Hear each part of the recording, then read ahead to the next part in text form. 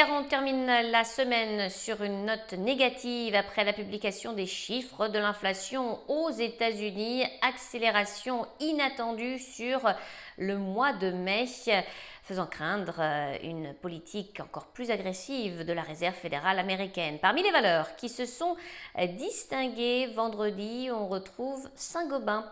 Le spécialiste des matériaux va investir environ 90 millions de dollars canadiens dans son usine de plaques de plâtre située près de Montréal, au Canada, pour accroître ses capacités de production d'environ 40% et transformer son usine pour en faire le premier site de production de plaques de plâtre neutres en carbone en Amérique du Nord.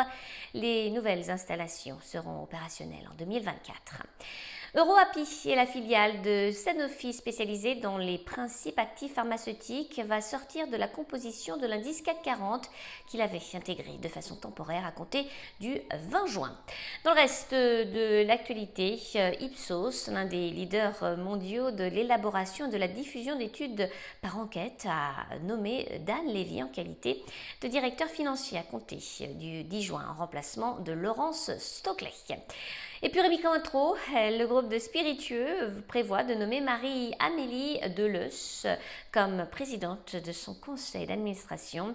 Marie-Amélie Deleusse est actuellement vice-présidente du conseil d'administration du groupe depuis 2019.